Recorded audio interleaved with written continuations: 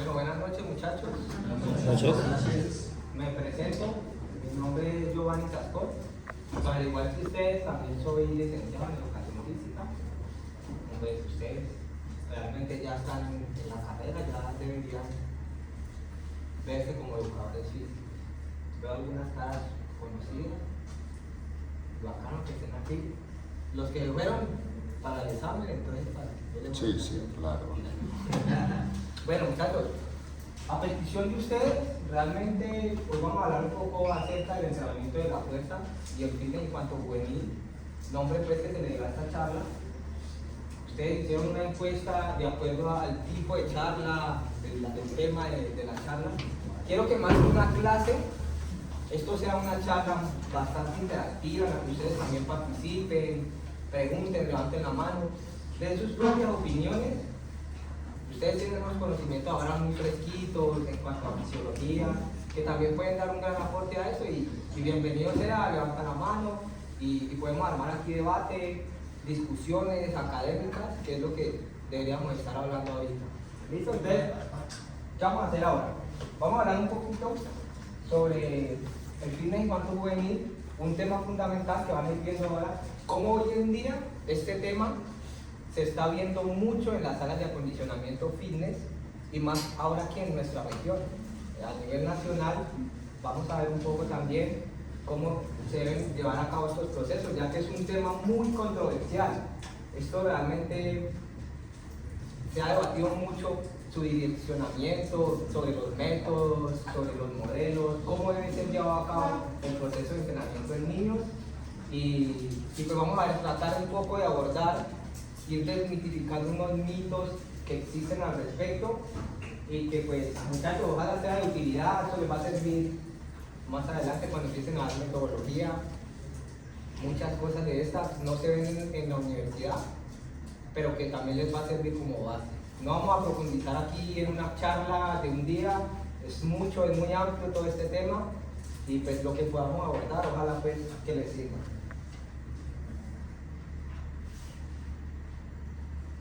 Bueno, en todo proceso de entrenamiento, siempre con niños debemos pensar a largo plazo, siempre.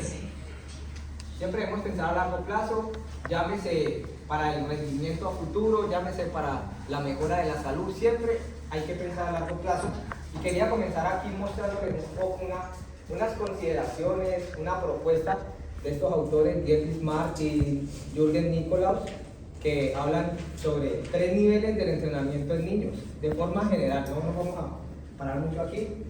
Hablan de una primera etapa, formación, que se denomina la formación general de base, y esto consta aquí un poco de un entrenamiento con múltiples movimientos. Aquí se trabaja mucho de manera variada, de forma general, y aquí ya no hay contacto todavía con una modalidad deportiva. Luego de esto pues viene el entrenamiento, la etapa de entrenamiento infantil y juvenil, que es la etapa previa ya al alto rendimiento, y luego viene la etapa de entrenamiento de alto rendimiento. Pero dentro del entrenamiento infantil y juvenil, ellos la subdividen en 3 etapas. Una etapa de entrenamiento de base, una de profundización y una última de conexión, y ahorita la vamos a ver. Entonces, es aquí donde nos vamos a parar a hablar un poquito. Es aquí lo que nos interesa pues la charla de hoy. El objetivo prioritario del entrenamiento infanto-juvenil no es alcanzar el rendimiento deportivo más alto. Y esto aquí ya tiene un carácter muy prospectivo, es decir, pensando a largo plazo. Con los niños siempre debemos pensar a largo plazo. El entrenamiento infantil y juvenil tiene una función muy diferente del entrenamiento de alto rendimiento y realmente vamos a ver un poquito por qué y cómo es que esto se diferencia. Entonces veamos aquí. La primera etapa, que es el entrenamiento de base, consta, aquí ya hay un carácter, ya hay contacto con alguna modalidad deportiva, sin embargo sigue llevándose a cabo movimientos de manera muy variada, y aquí se trabajan mucho las capacidades que regulan el movimiento. ¿Cuáles son? Las capacidades coordinativas y la técnica. Aquí, repito, empieza el contacto con una modalidad deportiva, pero la especificidad todavía no está del todo marcada. Ya en la segunda etapa, que la denominan comienzo de la especialización, aquí ya lo que se busca es aumentar el margen de adaptación para el entrenamiento que le sigue, que vendría siendo esa etapa de conexión denominada una especialización profunda. Aquí ya, con esa modalidad deportiva, van a haber una serie de cargas y de trabajos específicos, y aquí también existe una conexión, una transición al entrenamiento de alto rendimiento, y se aplican principios del entrenamiento que buscan mejorar el rendimiento, que no lo vamos a ver otros principios que plantean estos autores, también muy importantes que los tengamos en cuenta porque son los que direccionan estos procesos. Entonces, Dietrich Martin, ellos hablan de 3 clases de principios. Uno, los principios pedagógicos, principios de elaboración y principios de organización del entrenamiento, los principios de planificación y los contenidos y metodológica del entrenamiento.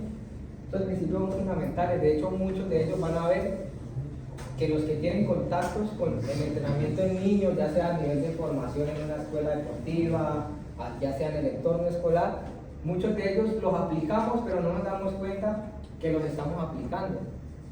Sin embargo, nos olvidamos de muchos otros. Entonces vamos a ver, dentro de los principios pedagógicos del entrenamiento se encuentra desde comprensión ética del entrenamiento, fundamental siempre que entre el entrenador y niño haya un respeto mutuo, responsabilidad pedagógica de obligación de asistencia. Esto aplica tanto para los padres como para los niños y para nosotros como entrenadores o profesores de alguna agente escolar. Papel del guía pedagógico, fundamental, el ejemplo que les damos.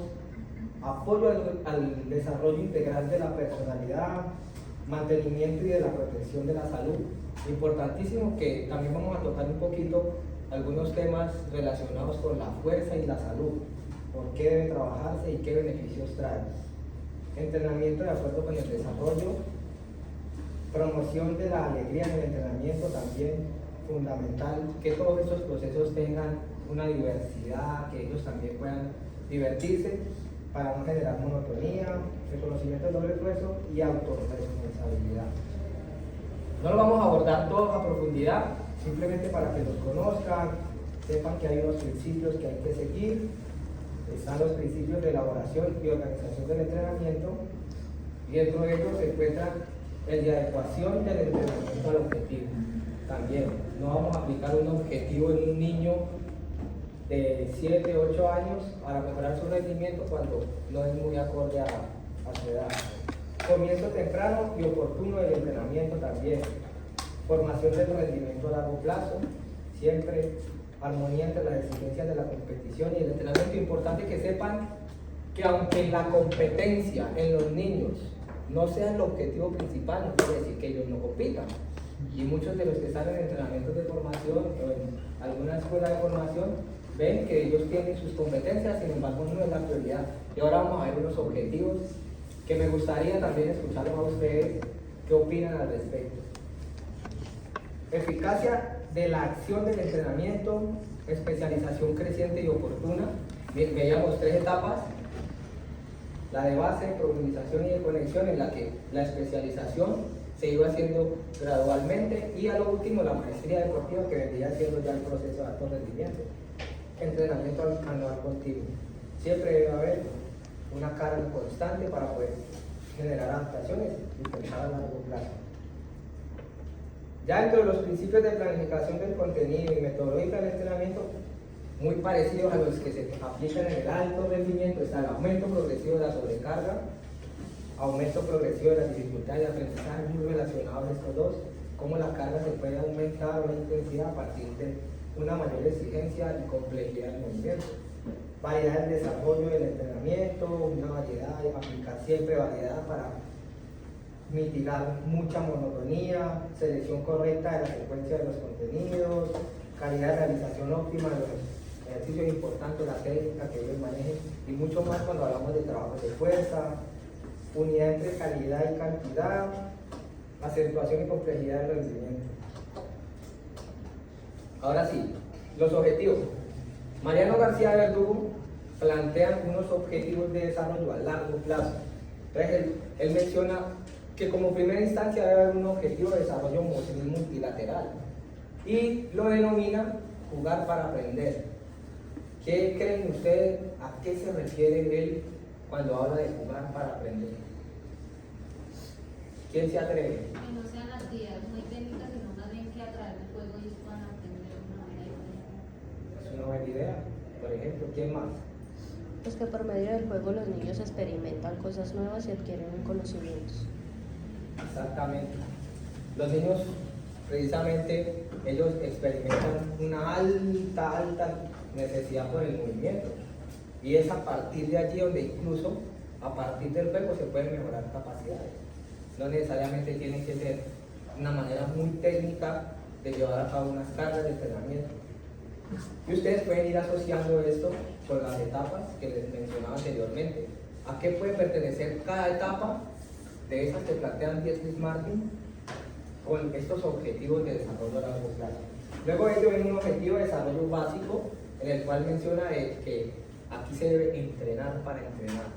Y este autor considera que en esta etapa ya se deben aplicar cargas de acondicionamiento físico que permitan al niño futuro soportar esfuerzos mayores, específicos y poder recuperarse de una manera mucho más rápida.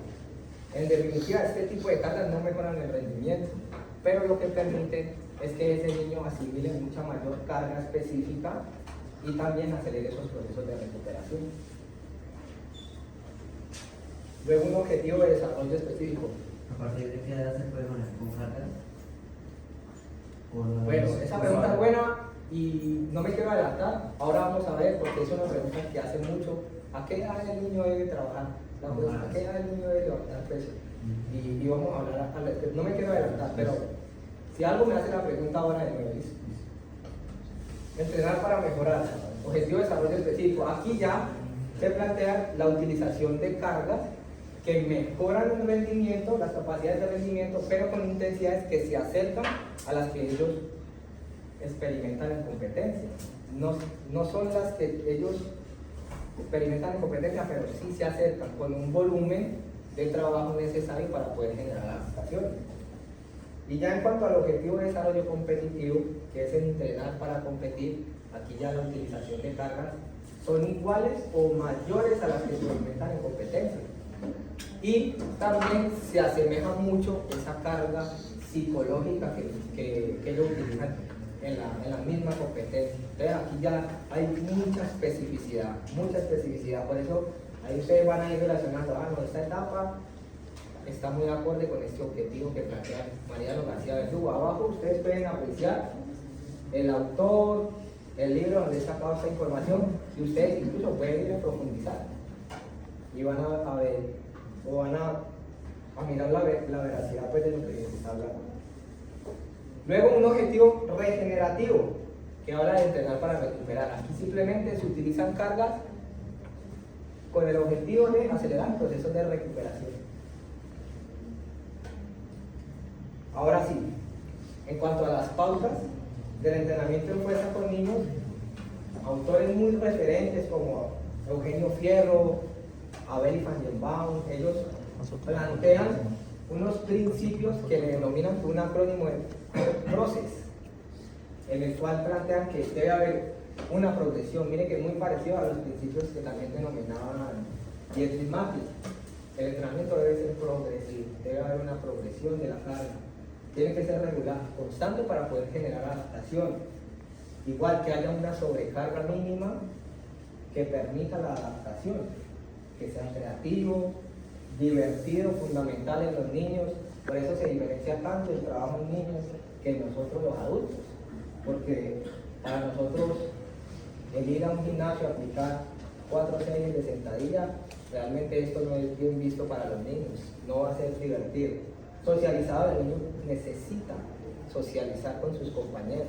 Y ahora se hablan de unas capacidades también fundamentales como las capacidades sociomotrices, que se desarrollan a partir del movimiento y la interacción con sus compañeros. Y supervisado, uno de los más importantes, y resalta muchísimo que el entrenamiento tiene que ser supervisado, siempre por un personal calificado. Para eso ustedes están aquí, para estudiar y calificarse en el entrenamiento con los niños. Bueno, anteriormente la pregunta me la hacía mucho Y era si los niños deberían entrenar la fuerza. Y yo respondía que sí. Pero debido a que es necesario que los niños entrenen la fuerza, decidí cambiar la pregunta. ¿Por qué y para qué trabajar la fuerza en los niños? Y precisamente hoy en día estamos viendo que los niños ingresan cada vez de manera más temprana a las actividades deportivas. Y eso lo vamos a ir viendo. Vamos a ir desmenuzando un poco cada una de estas cosas. Vamos a ir tratando de desmenuzar eso. Antes de seguir, quería mostrarles un poco los componentes del fitness que no son ajenos a los niños. Son los componentes de la condición física relacionados con la salud que plantea el Colegio Americano de Medicina del Deporte. Y esos son la flexibilidad, la resistencia aeróbica o resistencia oxidativa, los términos los podemos discutir, la composición corporal y la fuerza, aspecto que vamos a empezar a hablar un poquito ya más a profundidad. La fuerza. Yo hago una pregunta. Entre lo que estaba diciendo de eso de que los niños ahorita ingresan más a las actividades físicas, ¿a qué actividades físicas se refiere? A las actividades deportivas. Es decir, que los niños ahora ingresan 5 años a realizar un deporte específico. ¿Sí? ¿Estás de acuerdo? ¿No? ¿Por qué? Pues porque yo pienso que ahorita los niños hacen menos actividad física y están más en la casa haciendo otras cosas que yendo a un entrenamiento. Eso es otro tema, porque podríamos hablar de dos contextos, ¿cierto? Entonces, un contexto deportivo y un contexto en el cual hay unas pautas de vida moderna que nos están llevando a eso. Es decir, sí, usted tiene toda la razón, cada vez los niños son más inactivos, ahora lo vamos a ver, ahora les voy a mostrar, cada vez son más inactivos, pero quienes ingresan a realizar un deporte lo están haciendo de manera más temprana. Y esto está llevando a algo que se llama la especialización precoz. Eso no lo digo yo. Puedes entrar a buscar, aquí te pongo toda la referencia y usted profundizar. Entonces, lo que usted dice tiene toda la razón. Y ahora vamos a ver por qué y qué provoca todas esas pautas de la vida moderna que están sucediendo ahora, que los niños no hagan actividad física. Bueno, ahora sí, entonces, para responderle un poco la pregunta, y es algo muy controversial, ¿cuál es la edad de comienzo del entrenamiento de la fuerza en los niños? Y estos autores mencionan que los niños, al ingresar el entrenamiento de fuerza, lo pueden hacer cuando ya son capaces de seguir las directrices de un entrenamiento adecuado. Ya son capaces de seguir todas las recomendaciones que un entrenador les da de manera programada. Y ellos afirman que esta edad ronda un poco entre los 7 y los 8 años. Eso lo dicen estos autores, Abel Fangerbau, Hoffman, Eugenio Fierro, por ejemplo. Y precisamente en edades anteriores a estas que ellos dicen, pues es necesario que los niños lleven a cabo trabajos encaminados a desarrollar las capacidades genéricas de reconocimiento de patrones, que lo que hacen es trabajar mucho las capacidades coordinativas por ser edades favorables a este tipo de capacidades. Hay muchas sinapsis neuronales y por ende esto incluso les va a permitir a futuro asimilar todo este tipo de patrones. Aquí hay unas pautas que plantean Abel y Fangerbau para el diseño de programas de entrenamiento de la fuerza en centros fitness. Dicen que mientras haya la posibilidad de que los niños entren a un centro fitness y existan todo ese tipo de medios que se pueden utilizar en estas salas, plantean estas pautas.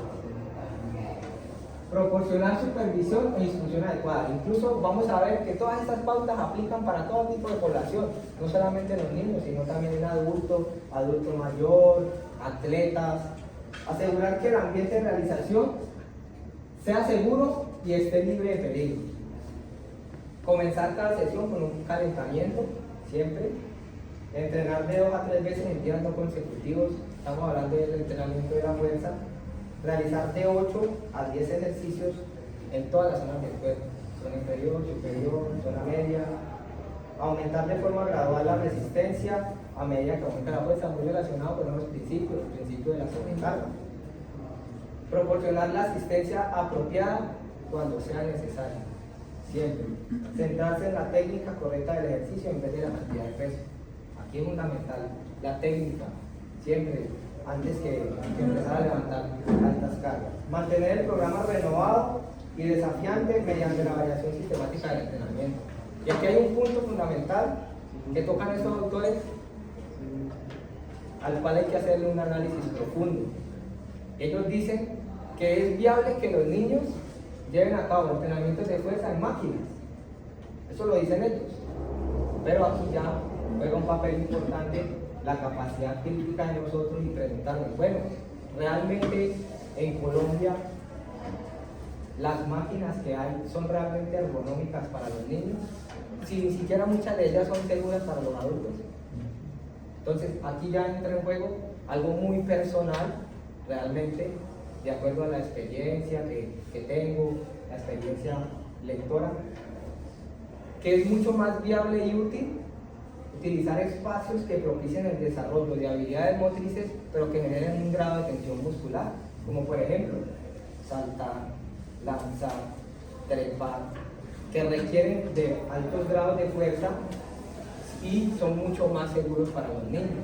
Además de que suele ser más motivador realizar este tipo de trabajos en ellos. Por eso es una herramienta pedagógica mucho más útil que llevarlos a cabo con un trabajo en máquinas. Además que las máquinas son costosas y llevar a cabo un programa de entrenamiento a partir de las habilidades motrices que puedan llevar a cabo una atención mecánica es mucho menos costoso y más viable. Si alguien tiene alguna pregunta, bienvenido, hágale.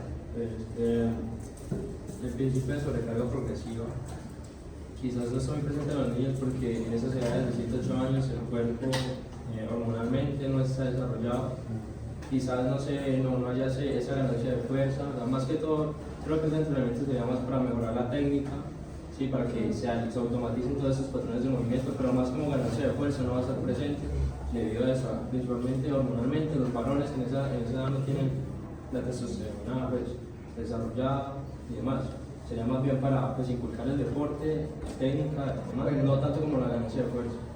Bacana la apreciación porque precisamente para eso es. Los niños sí ganan fuerza. Y vamos a ver que ganan fuerza por otros mecanismos diferentes al de la testosterona. No me quiero adelantar, ya casi vamos a entrar a desmitificar un poquito. No, es que de verdad es muy acertado lo que dice, porque de hecho lo vamos a tocar ahorita. Por eso no me quiero adelantar. Pero los niños sí mejoran la fuerza. Y vamos a ver por qué es importante que incluso mejoren la fuerza. ¿Listo? Entonces, la teoría de las capacidades de fuerza para el entrenamiento infantil y juvenil debe basarse en una consideración diferenciada teniendo en cuenta la coordinación de movimientos y la tolerancia del cuerpo y del aparato locomotor pasivo. Es decir, pues en los niños no es viable utilizar cargas de entrenamiento que se utilizan para un adulto, porque ellos tienen un aparato locomotor pasivo todavía en desarrollo. Entonces, disminuir esa capacidad vital en ellos pues no va a ser adecuado. Entonces, por eso la sobrecarga progresiva va a ser importante. Siempre tener en cuenta, son principios del entrenamiento que siempre se deben tener en cuenta. Por eso el entrenamiento debe ser profiláctico. Profiláctico quiere decir preventivo, que busque mejorar, disminuir riesgos a largo plazo.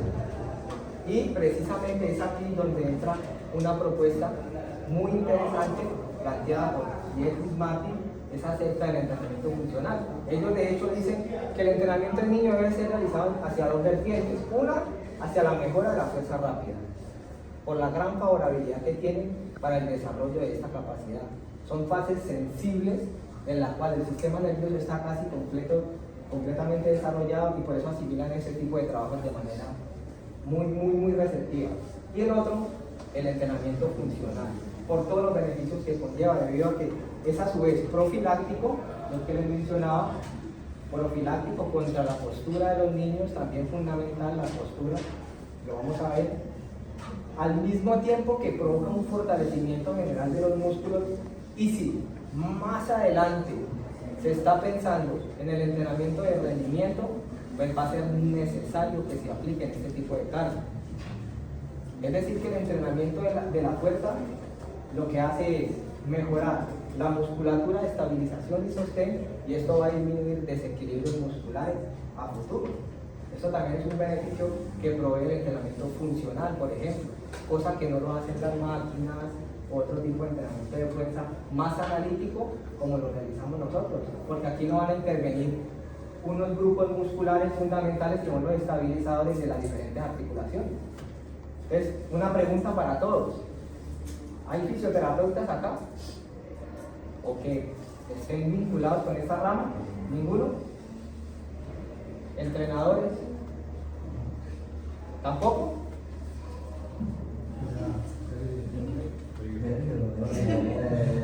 ¿No hay entrenadores?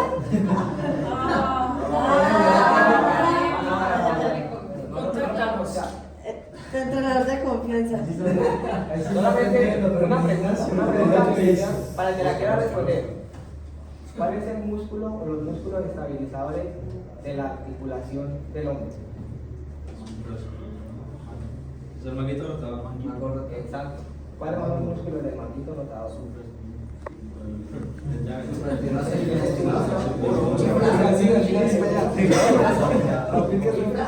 Subespinoso, subescapular. ¿Falta uno? ¿Pero cuál?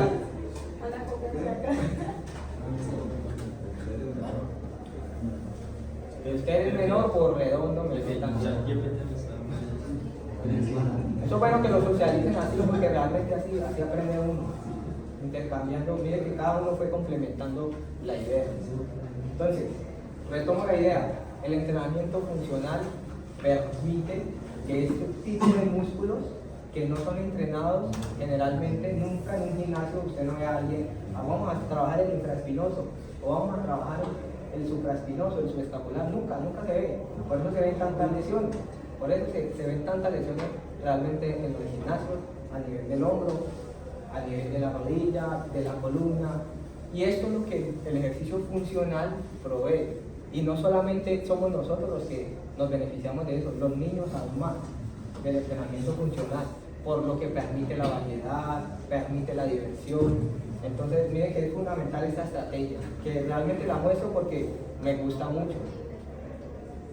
Quería mostrarles unos ejemplos de unas sesiones de entrenamiento funcional, que de hecho hoy en día se está hablando mucho del Fitness Kids, del CrossFit Kids, por ejemplo, y que son planteamientos a tener en cuenta también.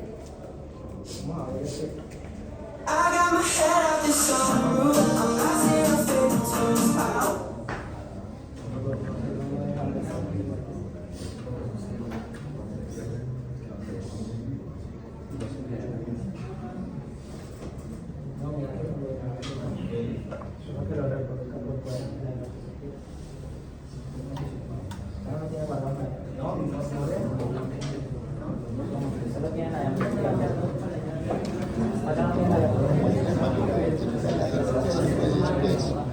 Se fue mora y sí, eso.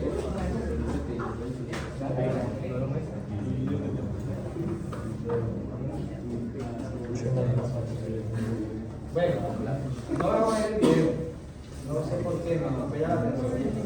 Sin embargo, bueno, quería mostrarles otros ejemplos también gráficos, en los cuales estos autores plantean, los pueden revisar en el libro de Dietrich Martin, en el cual plantean varios tipos de ejemplos. Uno de ellos es la fuerza resistencia compleja, a partir de puros trabajos funcionales, flexiones, títeres, flexión de rodillas, saltos en cuclillas, fundamental los saltos, lo que les mencionaba, siendo parte de esas habilidades motrices básicas, que creo que ustedes ya han visto algo acerca de las habilidades motrices. ¿Cuáles son las capacidades y cuáles son las habilidades? ¿Las conocen ya? ¿Alguien? ¿No? ¿No las han visto? Bueno, ¿Cuáles son las capacidades condicionales? Yo creo que esas sí las conocen todos. Fuerza, velocidad, flexibilidad. Fuerza, velocidad, flexibilidad. Resistencia. ¿Y por qué son condicionales? Condiciones del cuerpo humano. ¿Por qué? ¿Por qué? Que condicionan al cuerpo, no sé, ¿Cómo lo condicionan? de la física, todas las... Son condicionales porque están relacionadas con el potencial metabólico. Sí que requieren de energía para utilizarlo. Pero además de esas capacidades hay otras, como las coordinativas. Por eso hay diferencia entre capacidad y habilidad. Habilidades motrices básicas, locomoción, no locomoción y de manipulación. Que es bueno que también tengan claro esa diferencia entre capacidad y habilidad, porque a veces en la literatura uno encuentra incluso las capacidades como cualidades y quizás en cada uno cualidades. ¿Cuáles son las cualidades? Son las mismas capacidades, pero las habilidades sí son diferentes, y aquí ya podríamos hablar de ontogenética, citogenética, pero no vamos a meter en eso. Otro ejemplo es el entrenamiento de circuitos, también muy relacionado pues con el trabajo funcional que plantean ellos, flexiones con el cuerpo extendido. ¿Cómo sería ese tercer ejercicio? ¿Cuál? Eso. Salto hacia abajo, puede ser en un cajón, por ejemplo, en un cajoncito de 15 centímetros en el cual el niño salce, y eso también puede provocar algo que le llaman fuerza relativa. Es aprovechar que el músculo se estira por esa fase excéntrica del movimiento al caer, y aprovechar que se estira para aprovechar esa potencial, esa fuerza potencial que se acumula, y eso genera un grado de fuerza y de tensión mayor. ¿Listo? Elevación por tracción colgado también, fundamental, los niños colgarse, trepar, eso también está muy relacionado con las habilidades motrices. De espaldas, piernas colgados, subir hasta esto lo hacemos mucho en el gimnasio, la verdad. Entonces ahora sí, vamos a entrar a ver los mitos, y vamos a ver, y me dice si estás de acuerdo o no. Entonces, miren que a pesar de todo esto que hemos hablado, de la necesidad de entrenar la fuerza, de cómo se debe hacer, aún así siguen habiendo muchos mitos, y muchos entrenadores pues no lo utilizan ni en las escuelas de formación ni en el entorno escolar, por estos mitos que pues realmente no tienen ninguna validez. ¿Cuáles son ellos? Uno, que el entrenamiento de la fuerza detiene a los niños. Dos, que los niños no aumentan la fuerza muscular porque no tienen testosterona suficiente. Otro gran mito. El entrenamiento de la fuerza es inseguro para los niños. El entrenamiento de la fuerza solo está indicado para los deportistas jóvenes con buen estado de salud. Y en los niños, el entrenamiento de la fuerza produce músculos tiesos e inflexibles. Vamos a desmenuzar un poquito de eso y vamos a irlo charlando. Me gustaría también que ustedes participen, los que no estén de acuerdo lo podemos incluso debatir, como les decía al principio, con argumentos científicos, que hablemos desde la academia. Entonces, empecemos con el primero. El entrenamiento de la fuerza detiene el crecimiento de los niños. Y es que precisamente una de las preocupaciones es que entrenar la fuerza en los niños aumenta la probabilidad de lesión en las placas de crecimiento. Sin embargo, esto no es así. Feigenbaum y Goldman, ellos expresan que no han recibido en ningún momento información de que haya sucedido una lesión en los niños entrenando la fuerza, o por lo menos en programas bien diseñados. Aquí vemos una imagen, esto es un hueso largo. En los huesos largos, ustedes ya vieron fisiología, vieron anatomía, pues hay unas estructuras. Aquí ven la placa de cartílago, que no es un cartílago, simplemente lo denominan así porque no está osificado y está entre la epífisis. ¿Qué pasa con esto? Esto es lo que permite que el hueso crezca a lo largo. Entonces, ¿cuál era el argumento que utilizaban para decir que el entrenamiento de la fuerza detenía el crecimiento? Pues que aquí había un daño y el niño no podía crecer. Sin embargo, el impacto lateral sobre los huesos no es típico del entrenamiento de la fuerza. De hecho, es más típico encontrar impactos laterales en deportes como el fútbol, como el baloncesto, y sin embargo son deportes que son seguros para los niños. Entonces estaríamos diciendo que así como es más típico que esta placa pueda lesionarse en un trabajo jugando al fútbol que entrenando la fuerza, entonces podríamos decir que es más peligroso llevar a cabo un proceso de un entrenamiento de fútbol o baloncesto, y tampoco es así, porque es muy poco lo que se puede ver. De hecho, es más contraproducente no entrenar la fuerza que entrenarla, porque los riesgos que trae no hacer fuerza son mayores que los que trae realizar.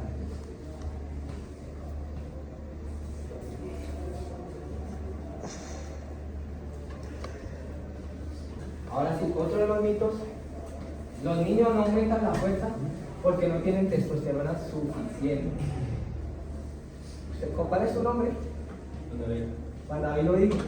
Sí, el objetivo de los niños, de entrenar la fuerza de los niños, no es aumentar la masa muscular. El objetivo es mejorar las capacidades que regulan el movimiento y el aprendizaje de la técnica. Entonces miren que aquí en ellos el objetivo es otro. Sin embargo, ellos sí mejoran la fuerza. Ellos mejoran la fuerza por otros mecanismos neurales, biológicos, como la coordinación intramuscular y la coordinación intermuscular. No tienen nada que ver con la testosterona, porque es realmente cierto que los niños no producen testosterona suficiente, es real, pero la fuerza principalmente es neural y no estructural. O sea que la fuerza no necesariamente se gana por un aumento de la sección transversal del músculo, sino que hay un mayor reclutamiento de unidades motoras por contracción, sincronización, por ejemplo. Sí, hay una mayor coordinación de estas unidades motoras. Una unidad motora es básicamente una neurona que inerva varias fibras musculares, y al yo llevar a cabo un estímulo por contracción, pues la capacidad de estimular mayor cantidad de fibras para que se contraigan es lo que va a determinar en gran parte la fuerza. Entonces, si yo tengo 100 motoneuronas y solamente activo 10, voy a realizar una poca fuerza, pero si activo 90, entonces voy a realizar una mayor cantidad de fuerza. Eso es lo que es la coordinación intramuscular. Y la coordinación intermuscular, ¿qué entienden por coordinación intermuscular? Alguien que se atreva. Yo creo que la coordinación intermuscular es esto. ¿Cómo así? Intermuscular. ¿Cómo se puede reclutar mayor grupo musculares en un solo movimiento? Bueno, eso está más relacionado con intramuscular. Intermuscular es la capacidad. Ustedes saben ya músculo agonista, músculo antagonista, ¿cierto? Entonces, es la capacidad de que al mismo tiempo el grupo muscular agonista se active al mismo tiempo que el antagonista se inhibe. Eso es coordinación intermuscular, porque si el antagonista se activa al mismo tiempo que se activa el agonista, me va a generar una mayor resistencia.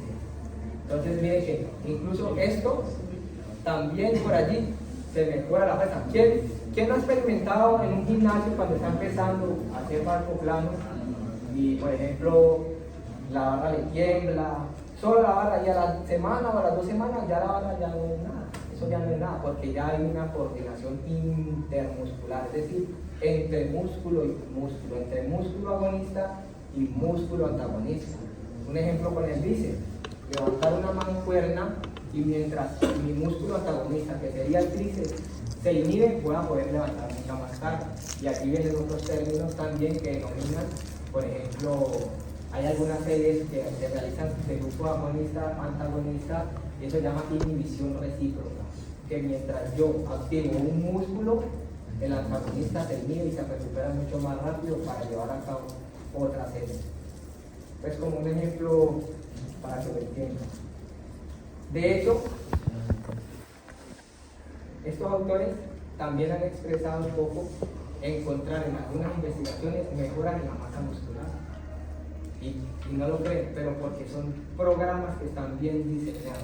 porque aunque los niños realmente no mejoran mucho su masa muscular, realmente sí producen un poco de testosterona, poca, pero la producen.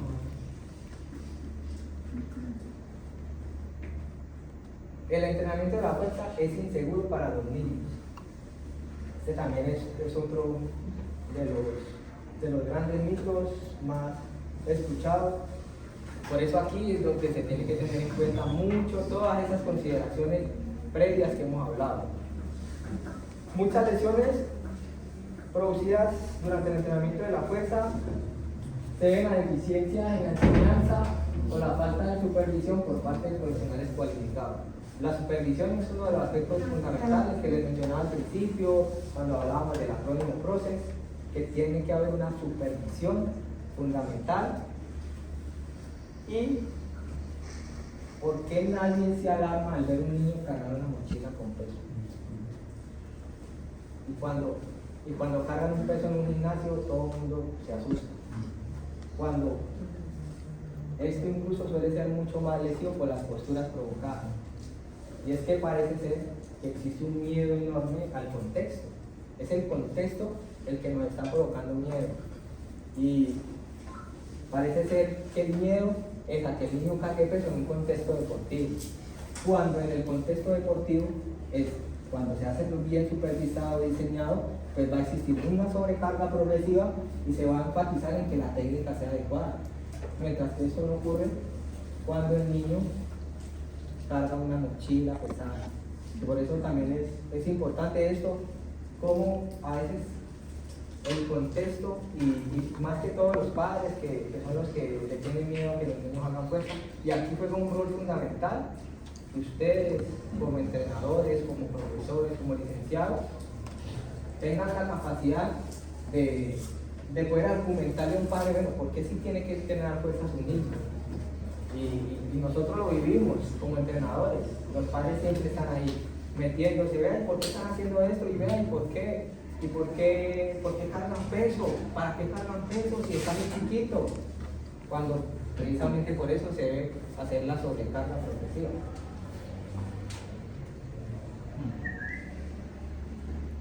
Bueno, otro de los mitos es entonces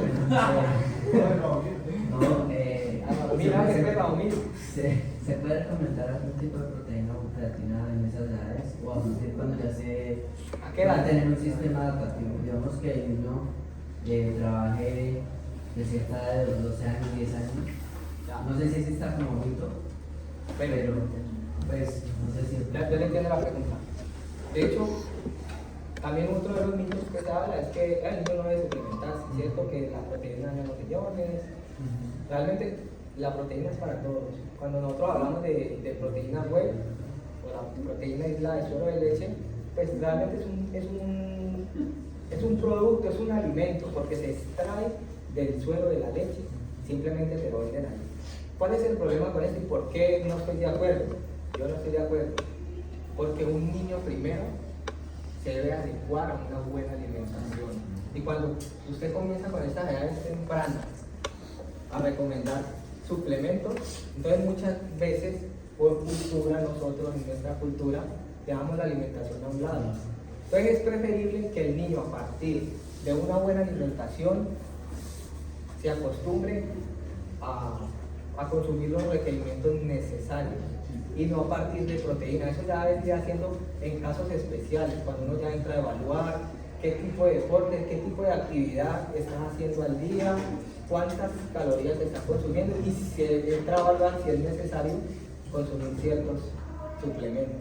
Pero como le digo, como primera instancia está que el niño adquiere el hábito de una buena alimentación, porque lo que se van a generar los suplementos es eso, que el niño ya crece creyendo que los suplementos son mágicos y dejan la alimentación a un lado.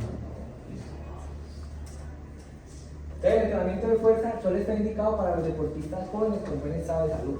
De hecho, se ha demostrado que por sí solo el entrenamiento de la fuerza disminuye el riesgo de lesión en atletas o deportistas y también está relacionado con un buen estado de salud. De hecho, el entrenamiento de la fuerza produce buenos resultados en niños obesos.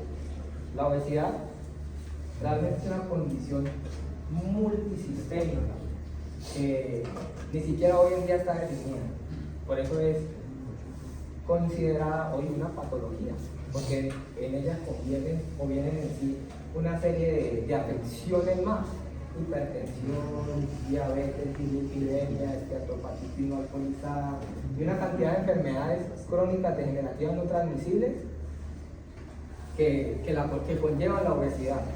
Y el entrenamiento de la fuerza se ha demostrado que disminuye los niveles de adiposidad en niños obesos. Incluso, miren, por sí solo, además de que el entrenamiento de la fuerza, en estos niños generalmente ellos pueden levantar mucha mayor carga. Y esto a ellos, ¿qué les va a permitir? Mejorar su autoconfianza, mejorar incluso la motivación, porque levantan altos pesos, y eso está relacionado con una afección que vamos a ver que se denomina la tríada de la inactividad física, que la vamos a ver ahorita. El entrenamiento de la fuerza disminuye la aparición de osteoporosis en edad adulta, y en estas edades son favorables para un aumento en la densidad mineral ósea. Es aquí donde la fuerza juega un papel fundamental, porque debido a esas deformaciones producidas por la tensión mecánica que genera el trabajar la fuerza, esto va a aumentar la densidad mineral ósea de los niños y por ende va a aumentar el calcio en los huesos, que eso a largo plazo incluso tiene buenas repercusiones para que los niños o en su defecto los adultos no sufran de osteoporosis, que es una enfermedad que de hecho una patología muy común, la osteopenia, la osteoporosis. La osteopenia es la cuota inicial de la osteoporosis. Entonces miren lo que les decía. Ahora se está hablando mucho de una condición de salud que se denomina la tríada de la inactividad pediátrica. Y esta tríada de la inactividad pediátrica precisamente consta de 3 componentes interrelacionados y que precisamente están relacionados, uno con la inactividad física y con los riesgos de salud. Y estos son trastorno por déficit de ejercicio, es uno; la dinapenia pediátrica, es decir, una disminución acelerada de la pérdida de la fuerza muscular; y un analfabetismo físico. Entonces son 3 condiciones que afectan realmente la actividad en el niño. Y pues les menciono eso, aquí ya para resumirles, ya me da pena con ustedes, ya los veo cansados, es que una buena cantidad de fuerza muscular va a permitir que el niño se mueva con soltura, con motivación, con autoconfianza, y va a aumentar las probabilidades de que el niño permanezca activo. Y si el niño permanece activo, pues va a disminuir el riesgo a largo plazo de que sufra de enfermedades crónicas degenerativas no transmisibles, que conllevan esta tríada de inactividad física. Entonces, la fuerza sí es importante, y sí es importante en niños que tienen alguna afección o alguna patología. De hecho, eso daría para otra charla. Uno de los temas que se les envió era hablar sobre el ejercicio como medicina. Y allí la idea era abordar un poco es cómo el ejercicio influye en las diferentes patologías. Que hoy se habla del músculo como un órgano endocrino que tiene funciones autocrinas, paracrinas y endocrinas, y que van a mejorar la condición de salud. El último mito es: en los niños el entrenamiento de la fuerza produce músculos tiesos e inflexibles, y un programa multilateral en edades infantiles evitará posibles acortamientos. Es decir, que al contrario, el entrenamiento de la fuerza incluso permite mejorar los rangos de movilidad articular. Y no solo eso, la falta de entrenamiento de fuerza funcional tiene como consecuencia varios aspectos: flacidez de la musculatura glútea, flacidez de la musculatura abdominal, flacidez de la musculatura de la espalda, acortamiento de la musculatura pectoral y acortamiento de la musculatura lumbar.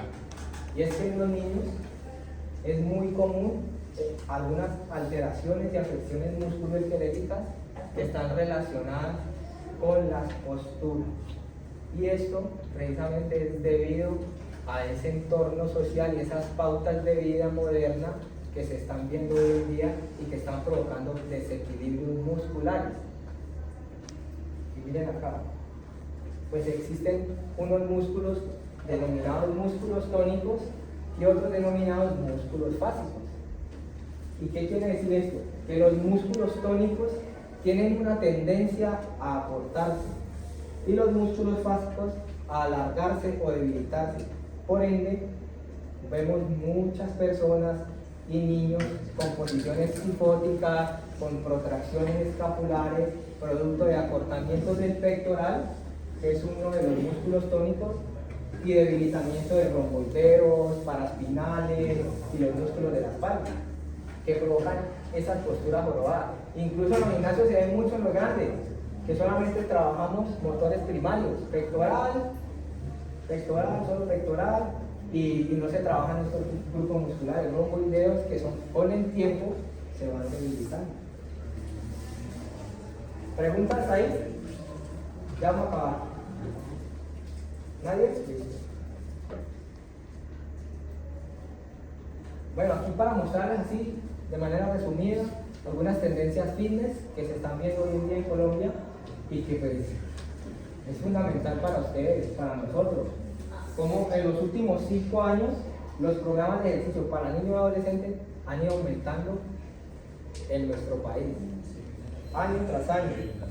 Ahora se puede ver que es la segunda tendencia para el 2023, la segunda mayor tendencia del entrenamiento fitness. Y en el 2022 se postraba como la primera tendencia fitness. Ahí es aquí donde tenemos pues, un papel muy importante en los que trabajan en centros fitness, en centros de acondicionamiento, porque vemos que hay entrenamiento personal para el adulto mayor, entrenamiento personal para el adulto que busca mejorar su masa muscular, reducir su tejido adiposo, pero no vemos entrenamiento personal para los niños, por lo que les mencionaba. Hay muchos mitos y es responsabilidad nuestra que esto siga disminuyendo, todos estos mitos se sigan erradicando. La tendencia deportiva, lo que les mencionaba.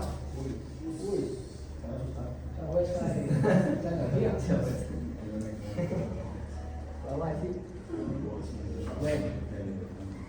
Jeffrey Martin, Jürgen Nikolaus, Kristin Ostrowski, ellos hablan de que los niños y los jóvenes ingresan a los deportes competitivos a edades más tempranas y sus programas de entrenamiento se están volviendo aún más complejos y por esto se hace necesario incluso que los niños se beneficien del entrenamiento de la fuerza. Siempre.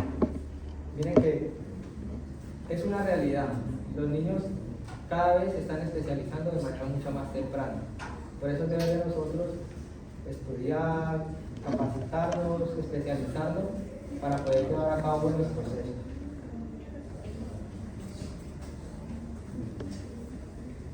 El entrenamiento de la fuerza tiene un enfoque multifacético, es decir, no tiene un solo enfoque, sino que debe proveer un alfabetismo físico, es decir, lo contrario a lo de la actividad de la inactividad física. Debe proveer de fuerza al niño que le permita moverse el día a día, porque va a mejorar el rendimiento, porque disminuye lesiones, y la fuerza en un niño promueve las bases fundamentales de futuros desempeños cuando pensamos a largo plazo y bien diseñados. Ya vamos a acabar aquí, esta es la última. Entonces, ¿cuáles son los beneficios que trae la fuerza? Disminuye el riesgo cardiovascular, fortalece los huesos, por lo que le mencionaba, aumenta la densidad mineral ósea, está relacionado con el control del peso, pues mejorar la fuerza también va a mejorar la tasa metabólica del músculo, por lo que incluso el niño en estado de reposo va a utilizar más grasas como combustible energético, que también esto va a repercutir en disminuir los riesgos cardiovasculares a largo plazo. Que mucho se cree que para perder tejido adiposo hay que hacer ejercicio aeróbico y para ganar masa muscular hay que hacer fuerza, y no es así. También provee un bienestar psicosocial, el niño, incluso el mejorar su fuerza, el poder moverse con soltura, pues va a mejorar su autoconfianza, va a mejorar la motivación, además de que también la fuerza, trabajarla, estimula la producción de neurotransmisores que trabajan en unos receptores cerebrales que están relacionados con el estado de ánimo, por ejemplo. Y por último, la fuerza mejora el rendimiento y disminuye las lesiones, que lo tocamos realmente bastante, y pues todo esto se traduce precisamente en los beneficios que el entrenamiento de la fuerza trae consigo para los niños a largo plazo. Eso es cuando estamos pensando a largo plazo. Y ya por último, aquí tienen las referencias donde pueden ir a mirar, pueden ir a profundizar cada uno, donde se he sacado todas estas cosas. Hasta ahí. Incluso quien esté interesado, yo le puedo enviar información, le puedo enviar libros. No presto libros físicos porque no los devuelven. Se los roban. No, de hecho ya me pasó. No, yo les presto los libros físicos para que les saquen copia y resulta que listo, yo me devuelvo y ellos muy orgullosos y no vuelven. Los libros no vuelven, pero resulta que ellos no vuelven. La devuelve por favor. Sí, la devuelve. Ya. La diapositiva. ¿Cómo es? Bueno, me escriben y... Yo te escribo y yo las hago.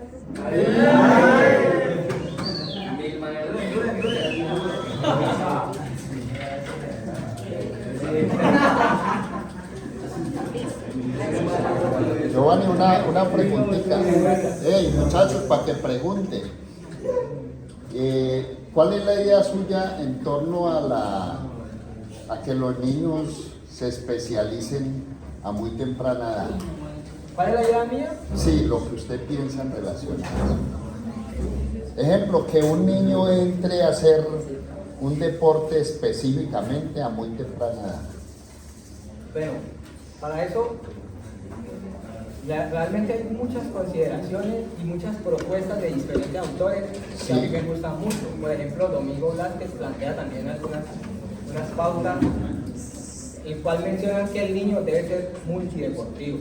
El niño pueda trabajar diferentes deportes y beneficiarse de la, en teoría, especificidad de cada uno. Un deporte coordinativo, un deporte de fuerza, por ejemplo, un deporte de resistencia aeróbica, pero esto también va a estar relacionado con la modalidad deportiva, porque hay modalidades deportivas en la cual sí se requiere una especialización mucho más temprana.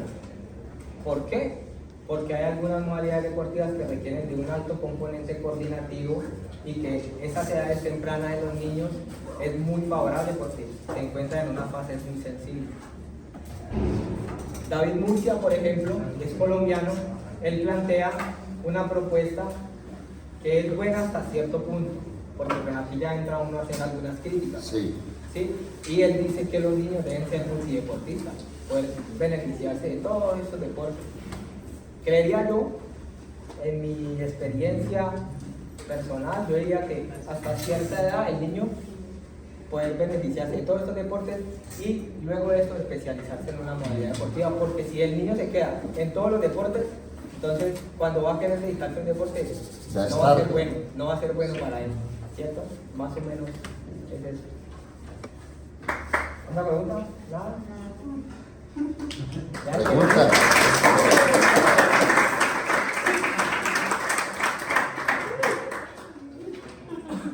Ya está, que se iban. Examen entonces. Uy, no. Sí, a ver, examen.